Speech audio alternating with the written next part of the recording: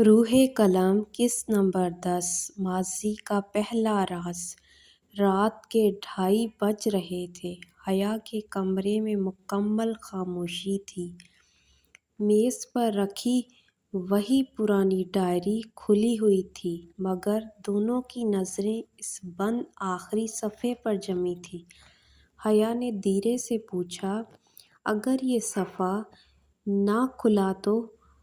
احد نے اس کی طرف دیکھا اور بولا، ہر راز کا ایک وقت ہوتا ہے، شاید ہمارا ابھی وقت نہیں آیا۔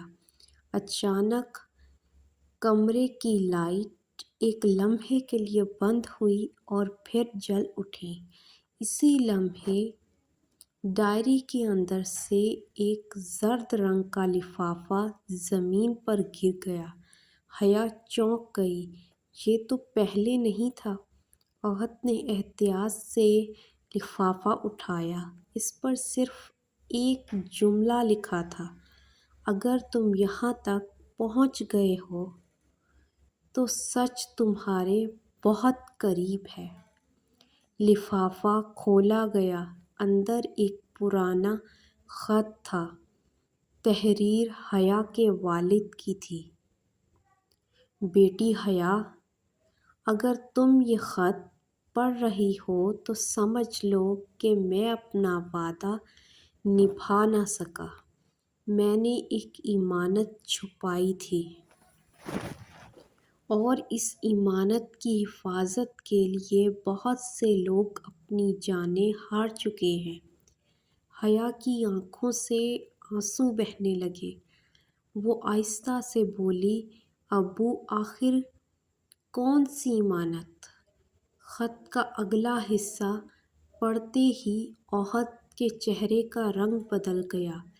اگر کبھی احد خان تمہاری زندگی میں آئے تو اس پر فوراً بھروسہ مت کرنا، لیکن اگر وہ سچ کے لیے لڑے تو اسے کبھی اکیلا مت چھوڑنا۔ کمرے میں خاموشی چھا گئی۔ حیا نے حیرت سے احد کی طرف دیکھا۔ میرے ابو آپ کا نام کیسے جانتے تھے؟ احد نے دھیرے سے کہا، شاید ہمارے والد صرف دوست نہیں تھے، وہ ایک ہی راز کے محافظ تھے۔ اسی لمحے کھڑکی کے شیشے پر کسی نے زور سے دستک دی۔ ٹھک ٹھک ٹھک۔ دونوں چونک کر کھڑکی کی طرف دیکھنے لگے۔ احد نے پردہ ہٹایا، مگر باہر کوئی نہیں تھا۔ صرف شیشے پر سرخ رنگ سے ایک لفظ لکھا ہوا تھا، دیر۔ احد فوراً باہر بھاگا۔ گلی سنسان تھی۔ دور ایک کالی گاڑی تیزی سے موڑ کاٹ کر غائب ہو گئی۔ جب وہ واپس کمرے میں آیا، حیا کے ہاتھ میں ایک اور کاغذ تھا۔ یہ کہاں سے آیا؟ حیا نے کانپتی آواز میں کہا، یہ ابھی ڈائری کے اندر سے نکلا ہے۔ اس کاغذ پر ایک نقشہ بنا تھا۔ نقشے کے نیچے صرف ایک جملہ لکھا تھا، اگر سچ جاننا چاہتے ہو تو کل شام 7 بجے نور محل پہنچ جانا، لیکن یاد رکھنا وہاں صرف ایک شخص زندہ واپس آئے گا۔ حیا کا دل زور زور سے دھڑکنے لگا۔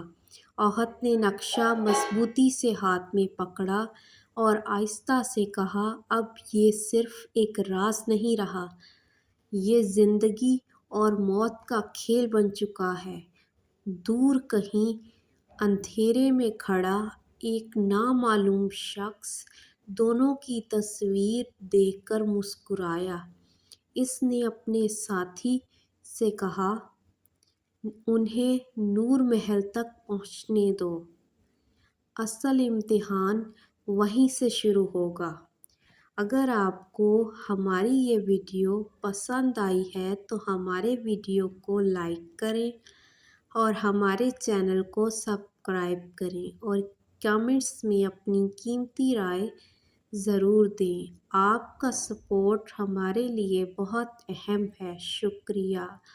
خدا حافظ۔ اور روح قلم کی نئی قسط دیکھنے کے لیے ہمارے چینل کو سبسکرائب ضرور کریں۔